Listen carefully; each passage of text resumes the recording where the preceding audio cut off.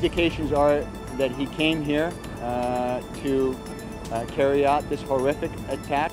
Mass shooting at the airport. A former Army private gets off a plane, retrieves his pistol, and opens fire indiscriminately at Fort-Lauderdale International Airport.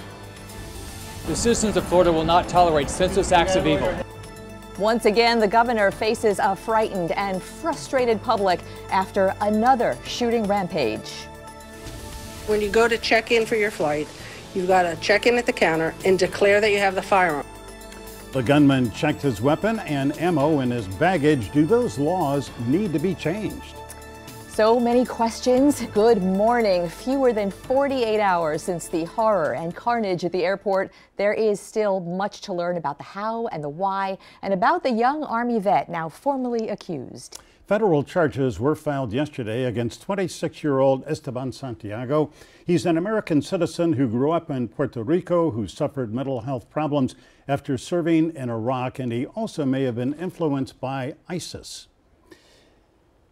Friday afternoon at Fort-Lauderdale-Hollywood International Airport, Santiago arrived on a flight from Anchorage with a stop in Minneapolis. He retrieved his checked bag and a semi-automatic pistol that was inside, and then, witnesses say, he came out of a bathroom firing at people who were waiting for their luggage in Terminal 2. The first deputies arrived within 60 to 70 seconds, according to the Broward Sheriff. They took Santiago into custody without a fight. And Broward Sheriff Scott Israel is live with us this morning. His law enforcement agency is responsible for security at the Fort-Lauderdale-Hollywood International Airport, and the sheriff is also a member of the FBI's Joint Terrorism Task Force. Sheriff Israel, good morning to you. Thanks so much for coming in this morning. My pleasure. Sorry to have to be here under these circumstances, but thanks for having me on. We are glad you were here. First, if we could, let's sort of look at what is happening today.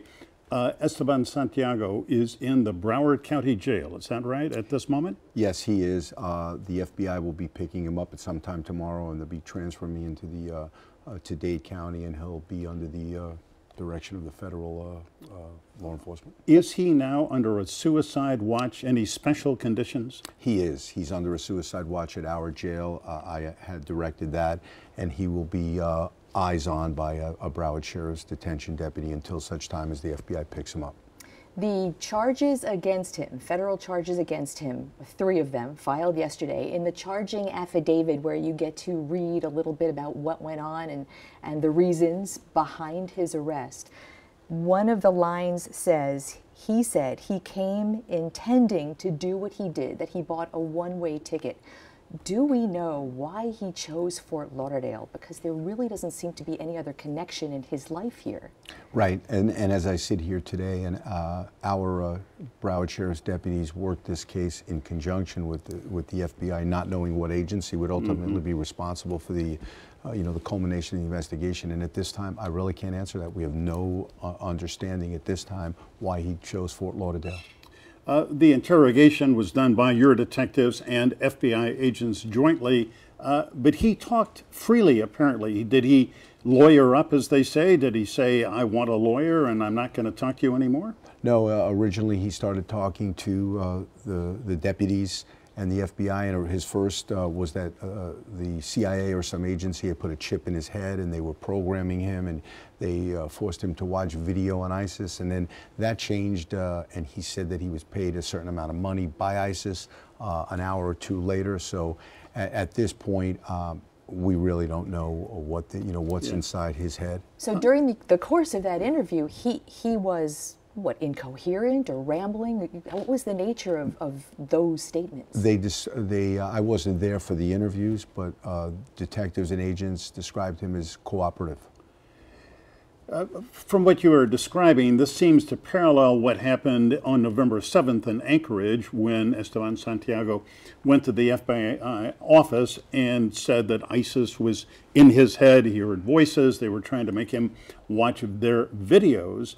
I'm clearly a layperson, but this strikes me, I think it would strike anyone, as a clear indication of somebody with mental illness. Absolutely, and I believe the FBI, Glenn, called the local police, and they, I don't know what their terminology is, we would call it a Baker Act here in South Florida, where you're bringing someone either voluntarily or involuntarily to get medical assistance for mental health issues, and he was Baker acted, and then he was released. And was he adjudicated by a court? I mean, this seems to be an issue in terms of whether he could have the gun. He got the gun back in 31 days from the Anchorage police, and you don't think that, you know, reasonably that he would have gotten that pistol back unless he had been deemed not a threat by some mental health professional. Absolutely. So I think your assumption's correct. I would think that the mental health professionals cleared him, so to speak, and he was given his firearm back. Sheriff, this investigation clearly is taking what seems to be sort of a parallel track, bifurcated mental illness investigation and a terror investigation. Yesterday at the press conference, the Miami FBI Special Agent in Charge, George Pirro, said terrorism has not been ruled out. And clearly we've seen photographs from social media, from Santiago's social media, showing him wearing a keffiyeh, making a sign. The ramblings, including ISIS, means nothing at the moment, but clearly this is sort of a two-track investigation. Take us through that. Where is that going? Well, you so aptly put it. Everything you said is absolutely correct. So one or two things are going to be prevalent. Either he is part of ISIS and this is a terrorist act, or he's going to be deemed a homegrown violent extremist, and he has any more ties to ISIS than you or I. It's just that something happened in his life. There's extreme violent behavior, and he decided to commit mass murder. But he has no known ties to any terrorist groups at this point, so we hear. Is that true? At this point, my knowledge, that is correct. He has no known ties. Sheriff Israel, it is your responsibility of BSO to provide security at Fort-Lauderdale-Hollywood International Airport. I've flown out of there many times. I know Glenna has too. A lot of our viewers have, and I've always been struck by their presence and felt comforted by the fact that they were there. Now, on Friday afternoon, when the shooting happened, your deputies responded very quickly. How long between the time that Santiago, finished firing and your deputies got to him? I believe it was approximately 60 to 70 seconds, as Glenna announced at the introduction to the show. So we were there immediately. You know, we talk about this all the time. When you have a lone wolf assassin, and now people are driving cars up, and we had a murder in Israel today for military. There's really nothing law enforcement or anyone else can do to prevent a lone wolf assassin when that trigger, ignites. It's what can you do before these things happen? See something, say something, tell law enforcement about a change in behavior of individuals. If I can interrupt you, his family, according to his brother, Brian, in Puerto Rico, and his mother, they have said, and I guess his girlfriend said, his behavior, they were throwing up red flags all over the place. There is something that has happened to Esteban, and he needs help. He needs counseling. And then, of course, he came to the attention of the FBI. So it's not as if he was off the radar. He was very much on the radar. No, absolutely. And I'm not a lawmaker. You know, as you very well know, I'm with the executive branch of government. We enforce the laws. But something has to change. People who are...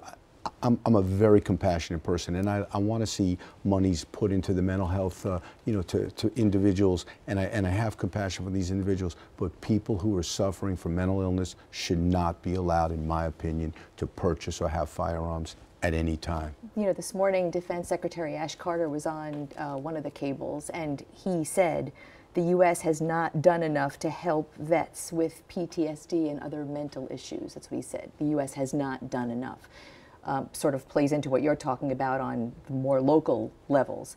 Do you see this? There's so much that we need to know about this case, and that said out there, do you see this as a game-changing case? I do. I really do. And Congress, our representatives throughout the country, this isn't about Amendment 2. our state representatives, our federal representatives, our senators, we need to get together and we need to say enough is enough. We need to stop the violence, and we need to limit the ability of people who are suffering from mental illness, who are convicted felons, who are put on no-fly lists. You shouldn't have firearms. You shouldn't have rifles. You know, we have a society to protect. You know, we want to talk more about the investigation and about the laws, but right now, you know, investigators are in Alaska tracking Santiago's last movements, and actually so are we, and we will be joined by our Local 10 crew live in Anchorage when we come right back, so stay with us.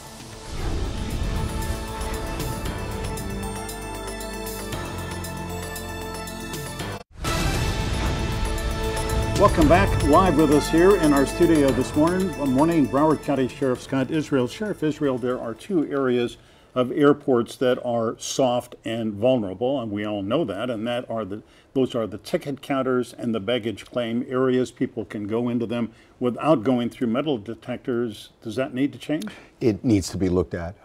We have one of our majors, Angelo Cedeno, is going to be doing a complete after-action report. We're going to review every aspect of the after-action report and make recommendations. This would be a huge inconvenience to the flying public and a limitation on our basic liberties.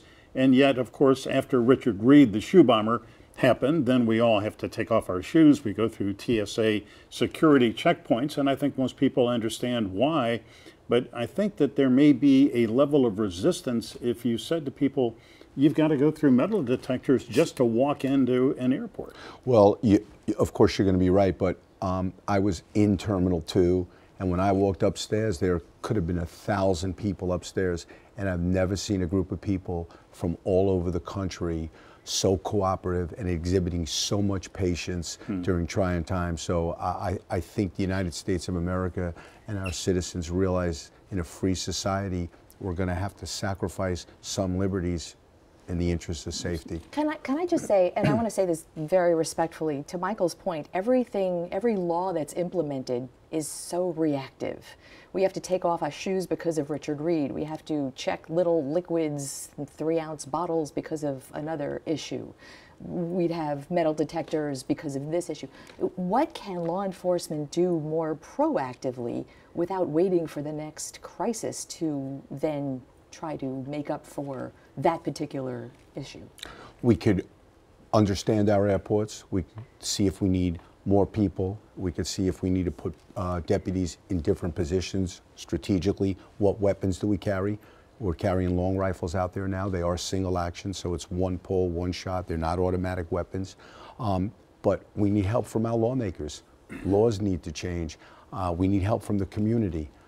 People are all over social media, Twitter, Facebook. They see people. If you see something, say something. We have to do it together. The new normal?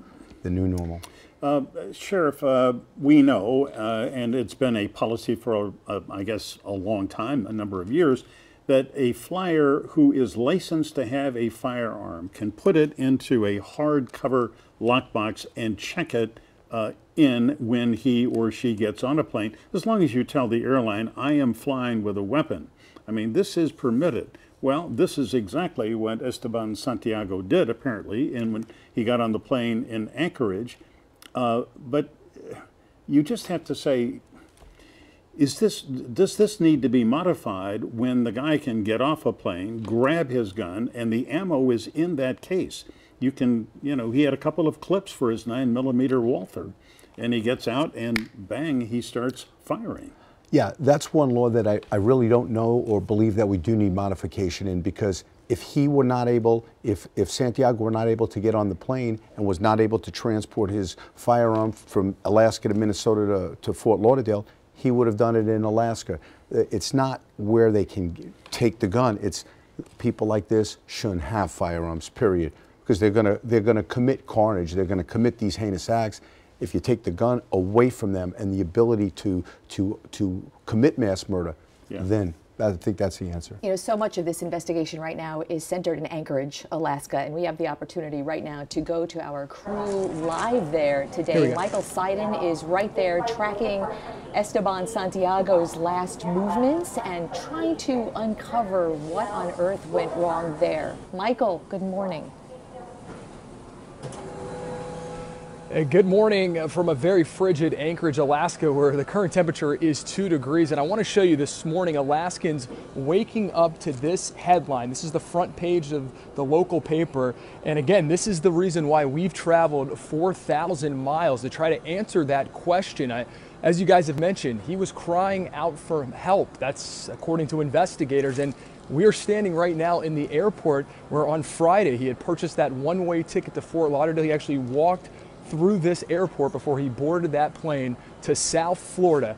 But let's talk about the investigation, because this has been a very fast-moving investigation since that deadly rampage on Friday. Again, we're talking about 26-year-old Esteban Santiago. And again, there were signs of violence and really odd behavior. In fact, 2 months before the shooting, we know FBI agents here, they had an encounter with this war veteran. Apparently, he walked into an FBI field office. He told agents that he thought his mind was being controlled and that maybe the government was forcing him to watch ISIS videos. We also know that Anchorage police, they're very familiar with him. They've had a number of encounters, in fact, dealing with domestic violence. And I know, Glenna, you reported that Santiago was facing assault and criminal mischief charges, and he was supposed to be in court. They ended up dropping that assault charge, and because of this mental evaluation, he was admitted. He was supposed to be back in court this coming March. Now, we know that, again, that assault charge was dropped, but one more quick note, you know, a lot of people here questioning, they want to know, when he walked into that field office and complained about what was going on, they were wondering why Anchorage police returned their gun to him when this guy, according to investigators, was clearly mentally ill. So that's really a big question. We've also been hearing from locals here who had encounters with him over the last several months. So, Michael, we're sure that in the coming day or two, you are going to go to the Anchorage Police Department and find out more about the conditions under which that pistol was returned to Santiago.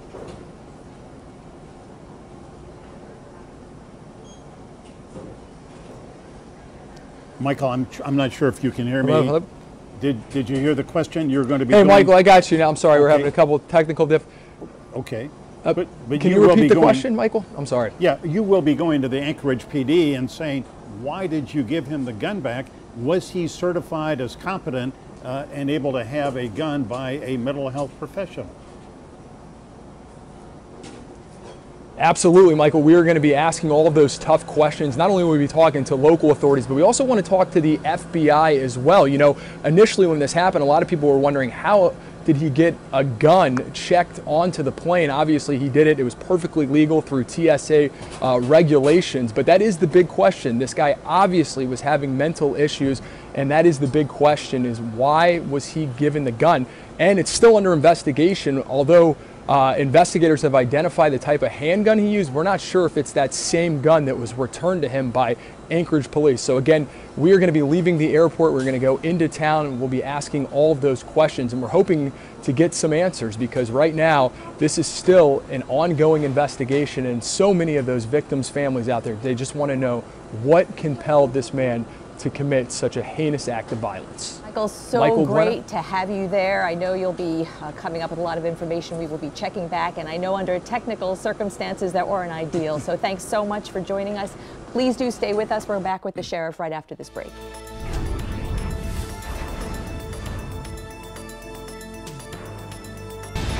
This morning on This Week in South Florida, we are taking a close look at the horrific incident Friday at Fort Lauderdale Airport with Scott Israel, Sheriff of Broward County. Sheriff, on Friday afternoon at a news conference, you said the situation was fluid, and it certainly was. It seemed to be under control. Then suddenly there were these reports that there might have been a second shooter, and a huge phalanx of your officers, FBI, Customs, Border Protection, rushed into the garage right across the street.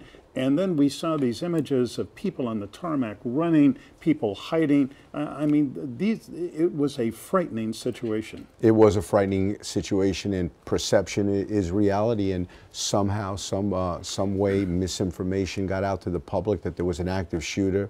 I think a woman, from what I understand, and I'm not confirming this, but I think a woman was bleeding. It could have been from a fall, cut glass, what have you. And somebody made the assumption that it was pursuant to a gunshot wound, which it was not. and then we were told there was an active shooter in Terminal 1 and Terminal 4, and it became, it became controlled chaos, and thankfully law enforcement from all over the county, the state, the federal government, we worked together seamlessly, and we were able to clear the airport. I wanted to ask you about that because the FBI is the other lead agency here, and Special Agent in charge George Pirro was there at your side. He had a large contingent of FBI agents, but it appeared that you all worked together well. Yeah, you're exactly right. George and I had an extremely productive conversation at the beginning. There were no egos involved. We had things to do, they had things to do, we had things to do collaterally, we had mutual things to do, and everybody, the FBI, the Broward Sheriff's Office, and the other local agencies, FDLE, it was as horrific as this was, and my prayers and go out to the family and those that were lost, but it was a really positive day for law enforcement. You know what I want to just kind of throw out there, on Friday, as we were doing the digging into the records and public records and the background of Santiago, we find that he worked for a security company in Anchorage as a security guard. And I thought the Pulse shooter, Omar Mateen, from last summer in Orlando, also worked as a security guard, maybe, a coincidence. And then I started thinking about a lot of parallels between these two cases. And I was thinking that, frankly, because the governor had come out and said, we will not tolerate this behavior in our state, but we actually are tolerating it, respectfully again. So both of these people had guns legally. Both of these people had been on the FBI radar for certain questionable activity and things that they said. Both of them committed mass murder, allegedly, I suppose you have to say. Is there a tie in this narrative that tells us anything? Wow, I really don't know. It is a great correlation. It's something that needs to be looked into, and I think we need to probably go back and look at other shootings around the world and see if there's some type of connection with security guards and maybe people who want to be in law enforcement that are in law enforcement. I don't know that. A psychological profile. I know the FBI does that. Absolutely. Sheriff Israel, I've been a reporter here a long time, so has Glenna, and you have spent your life in law enforcement in South Florida. And I was trying to think back on Friday. I can't remember any mass shooting incident at a major public institution like the airport where 5 people were killed, 6 people are wounded, dozens of others were wounded because they fell as they ran. And I mean, the toll from this is the highest I can recall. Can you recall any other? Not even close. It was just a horrific day for Broward County, and I'll never forget it. I don't think any of us is ever going to forget it. I know, was sitting here with Calvin Hughes, Laurie Jennings on the set, and when you saw those images of a couple of hundred people walking on a access road outside with their hands raised, I mean, last time we saw that was in Columbine. And of course they had their hands raised just to show that they had no weapons, right? And that's all it was, is if people are going to do something, and they're going to hurt other people, they're going to use their hands. And it's just so law enforcement can't be hurt. It's a way for us to protect ourselves, and it's a way for us, for the individuals to be protected, to show, look, I'm just a citizen, I'm being led from point A to point B, and yeah. I'm not a threat. We appreciate you being here. We appreciate your candor. So much more to learn, and we will be looking to you to learn some of that. Thank you, Sheriff, for being here. Absolutely. Thank you, Sheriff. Appreciate it. Happy New Year. To you. All right, when we come back, we are going to bring this and so much more to our Powerhouse Roundtable. Stay with us.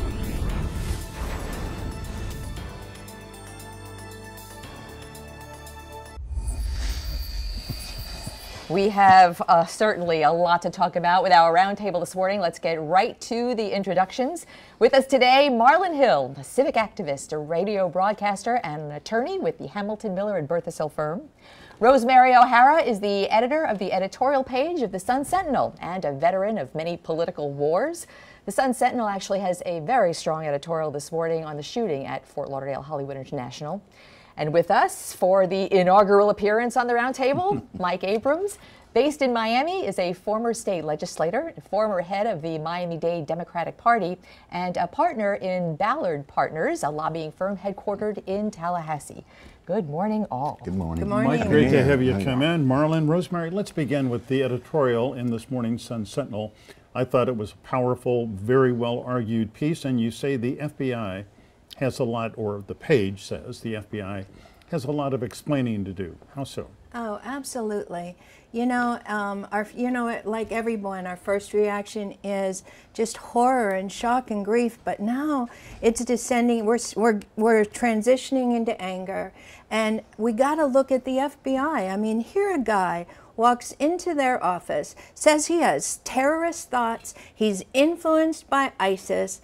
If they dug any deeper, they would see that he had this history of Iraq war veteran, has a gun, has domestic violence charges, a lot of reasons to be concerned. And what do? They call the local police and say, oh, you know, this guy is a little off, you know, lock him up. And so, is that judgment or is that protocol? Because in the FBI that follows protocol, that's an issue. They right? seem to say that this happens every day at FBI offices, and so they call the local police. And if that doesn't give us any confidence that we're safe. But the question is, why is someone like that able to carry a gun, bring a gun on a plane? And I think another question that comes from this that's not clear to me yet is, are you really allowed to pack ammo with a gun in checked luggage? You are allowed to do that, unfortunately, if you look at the TSA guidelines. And the problem is, where's the line on public safety and national security? Can I say, right? I can't take my can of hairspray aboard. That's how strict they are in some ways. Unless you're going to spray me with it, right? You know, but that's a problem. But no, I'm being serious. They don't let cans of hairspray aboard. You can't take more than 3.4 ounces of fluid on a flight. But Mike, I mean, if you can't take 3.4 ounces of any liquid on board a plane, does it make sense to allow, even if it's in checked baggage, to allow people to take a gun and ammo together? Well, of course not, but we live in a culture that seems to love guns. I always found what happened in Cleveland this past summer ironic. Cleveland is an open carry city. You carry a gun anyways. But the Republicans, who love open carry, made sure that guns weren't allowed in the convention. You know, so until we contain the culture of the proliferation of guns in this country, I think that's one part of this problem. But of course, the argument against that is that there's nothing wrong with a law-abiding citizen having a gun. It's keeping guns out of the hands of people like, presumably, Santiago, who are unhinged and will use them the way that he allegedly did. Okay, that's fair, and that gets to the mental health side of the equation. And we really do not understand the magnitude yet, I think, as a country, of mental health problems that we're confronted with. Far from it. In fact, you know, it's the New Year's, right? We're all talking about personal resolutions, physical health and dieting. Mental health, I think, is even more important than physical health. President-elect Trump has not yet appointed a Secretary for Veteran Affairs, one of the last two that he needs to nominate for the Senate.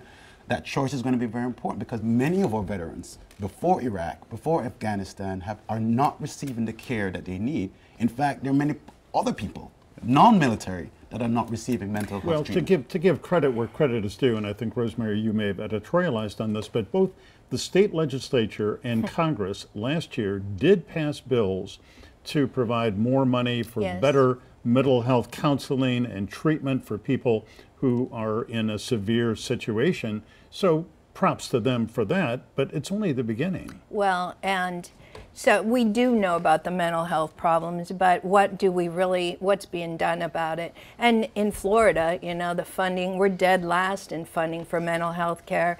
You know, there's not a lot of sympathy, you know, but I want to come back to, I think there is a question actually, and maybe it's in some airline policies on whether you truly can put the ammo in the locked hardcover case. It's separate. It has to be separate. Well, but he had his in his case. Yeah. So you're right. You know what? With the politics of this nation, we're not going to change gun laws anytime soon. But one thing we could look at is this policy and make of how, if you get your gun at the airport and it's locked and unloaded in a case, separate the gun from the ammo. You know, you either have to go buy your bullet somewhere else, or there's some other place that you go to retrieve your ammo. If we can unconnect those two, at least that's something that would come from this. But you know, in this case, we're talking about an airport. That's to protect the flight. In flight, it's in checked baggage, it's unattainable.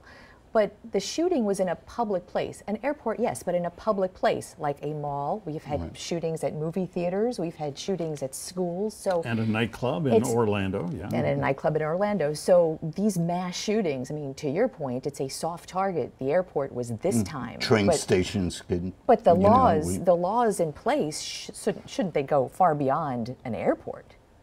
For a nation that professes to be at times very Christian-centric. Like Mike said, we're losing our compassion and empathy in our laws, right? You have constitutional protections, but we have to look at public safety and national security of our people first, as opposed to protecting firearms. There is a regular viewer of this program who sends me emails every week, very smart fellow named Captain John Wampler, lives in Fort Lauderdale. Maybe he writes to your paper. Should we get him on the round table? One day we may. I can anticipate that John Wampler, who I like and respect, is going to send me an email pointing out that thousands of hunters fly to places like Alaska to go hunting, and there has never been an issue until now about the safety of their guns in a locked case, hard case. And so should one person change a policy that appears to have worked? And we're not going to change that. It's hunters, it's law enforcement people, it's regular citizens who are law-abiding and they have concealed weapons permits. And the reality is, the way life is, you're not going to change that overnight. But how you make change is like you make a first down, you know, 3 yards in a cloud of dust. What are some changes we can make right now that address this? How we reconnect the ammo with the gun? What are the security measures in public places, starting with the airport? Let's start with the airport. Start there. Like Glenna said in the previous segment, we're always reacting to these situations, right? We need to take a step back and start being more proactive in regards to the types of laws that we pass. You know, but sometimes a critical mass does occur in politics where an issue that was untouchable and unmovable also, you know, gets put on the table and you're able to deal with it. This one hasn't moved on, Mike. No, it hasn't moved on guns, but maybe it can move on mental health.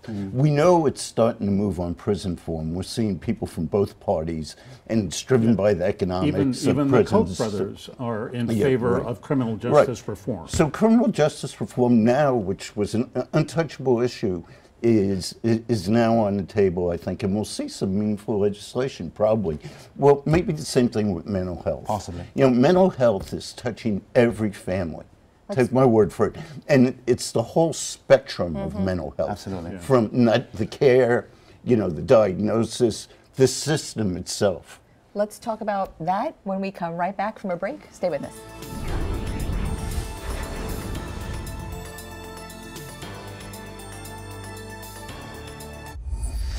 Welcome back. We are in the midst of our roundtable, and what a good group of guests we have today. Marlon Hill, Miami attorney, civic activist, Rosemary O'Hara from the Sun Sentinel, Mike Abrams, former state legislator.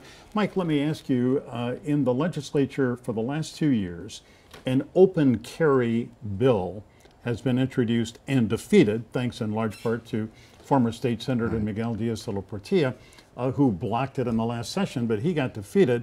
So the bill has been reintroduced. This would allow people who have a concealed weapons permit to take their gun onto college and university campuses, into government meetings, and into airports. Well, what's the future of this bill? Well, I'm hopeful it could be stopped again this year. The Senate is very rational. President John Thrasher of Florida State University, former Speaker of the House, has come out against this.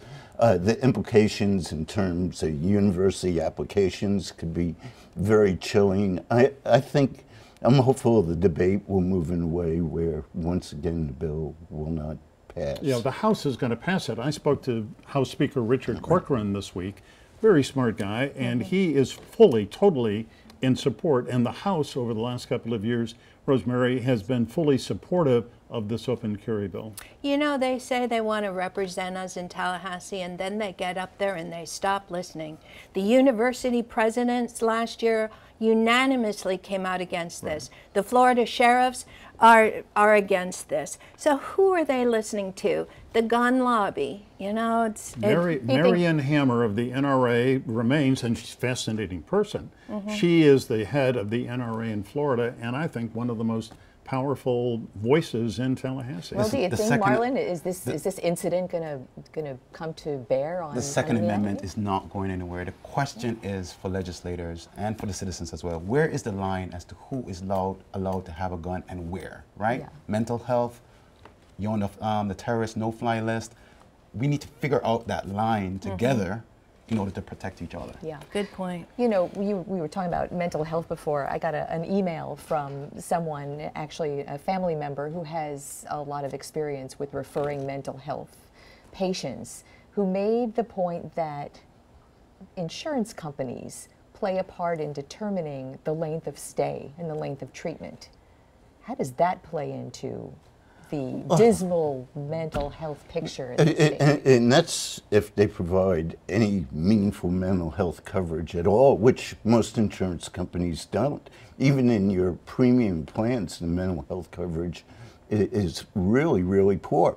And then suppose you want to get somebody into the system. Usually, they, and Mike, you referred to this in the Baker Act. We were talking about it before. Okay, they don't, a person who's mentally ill doesn't want to check himself in. Family takes them down. They know that their family member has problems. Then they have to go before a panel.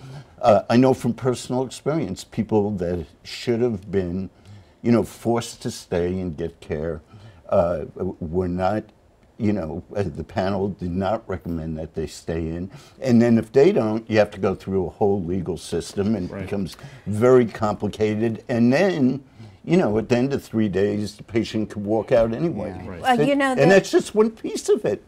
Well, and the Sun Sentinel recently did a revelatory piece that found over 500 people have been violently killed by people who get out after 2 or 3 days from the Baker Act. So we know these people are not are not stable, that they and we believe they're released after they're not considered a threat to anybody, but then there's no place for them to go, so they have to go back into their home where there were problems before. They go to a homeless shelter, and those people are creating violence and killing people. It's happening in our state. We got to do something about it. So you want to know what you do. So if the family has no luck here, what you need to do is take them up to Gainesville and Shands, where you're in a small town. The university could call the judge will Marchman Act the person, and you'll get some action. Now, but that's a pity. The challenge, Mike, is that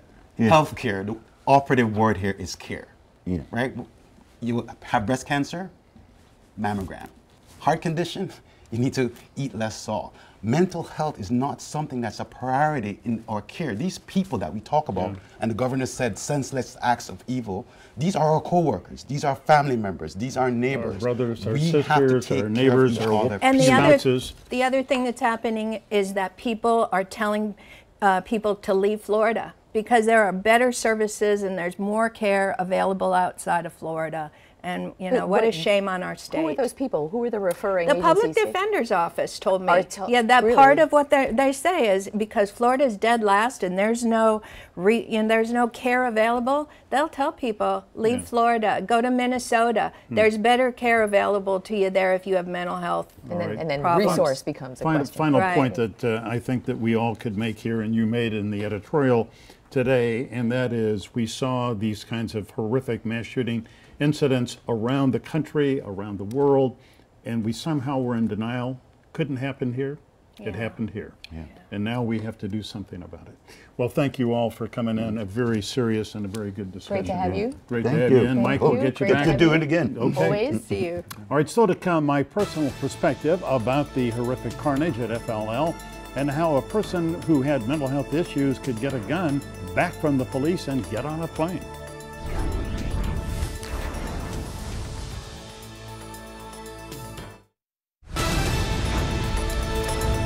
This is the first look at finally winter a little bit from our Miami Tower Cam. And here is Weather Authority meteorologist Jennifer Correa with your Sunday forecast. Jennifer.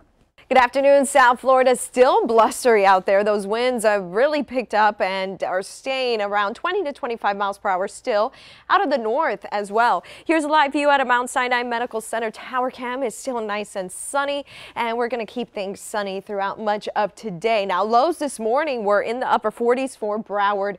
Even parts of Miami-Dade County. Miami dropped down to 51 degrees and the mid 50s also for the Keys. So definitely a chilly one. And between yesterday and today, it's been a temperature change of at least 25 degrees, so a 25-degree drop. What a change. Pretty impressive stuff. And actually, this chilly weather is sticking around not only for today, but again tomorrow. Now, no rain out there. We're keeping things dry as high pressure is in control across parts of the south, and that high will slide gradually into the mid-Atlantic. Eventually, that's going to bring back a northeasterly breeze by tomorrow. Tomorrow, temperatures are still below average. Now, small craft advisory is still in effect. This will remain through Monday, at least Monday. The bays are rough seas, anywhere between 6 to 8 feet, up to 10 feet at times.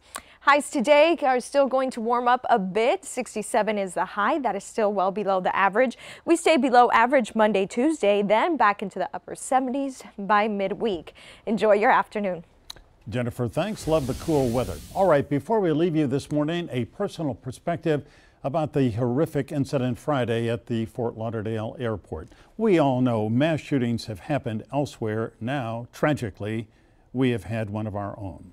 And as we mourn the loss of life and the pain that was inflicted and sympathize with the thousands of frightened airline passengers, we have to ask a few basic questions. First, how does a guy who went into an FBI office complain loudly that voices in his head were making him watch ISIS videos? How does that guy get on a plane on a one-way ticket with a gun checked into his luggage? Why did the police in Anchorage give him back his gun? Shouldn't this guy have been on the FBI's radar? Esteban Santiago's family had been sending up warning flares for months about his mental health. They knew he was emotionally distraught, and it also appears to have started after 2 of his Army friends were killed in Iraq. His mother and brother say that changed him, and he also may have been changed by looking at ISIS websites and their videos. The result of that change was the violent, tragic shooting spree on Friday. Governor Rick Scott, who I think has been strong and compassionate with the victims and their families, called it a senseless act of evil that won't be tolerated in Florida. But it did happen, so now we've got to find ways to see that it doesn't happen again. Congress needs to have a serious discussion about adding more security in the soft areas of our airports, ticket counters, and baggage claim areas. Do we need to have metal detectors there too? I don't know, but it should be on the congressional agenda. Congress also needs to take a hard look at regulations allowing flyers to check in their guns and ammo together in hard-sided containers. If you can't bring more than 3.4 ounces of fluid on board a plane, why should you be able to bring on a gun and ammo even if they're not readily available? They were available enough to Esteban Santiago.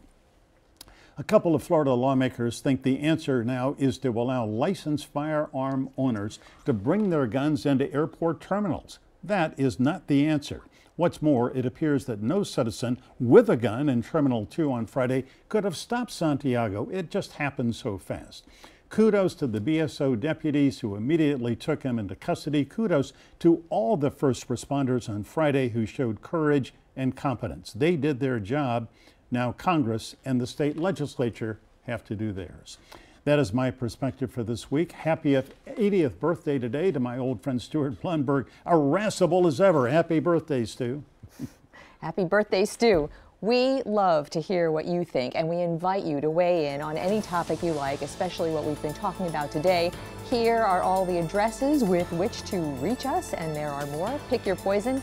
Thanks so much for being with us. Have a beautiful Sunday.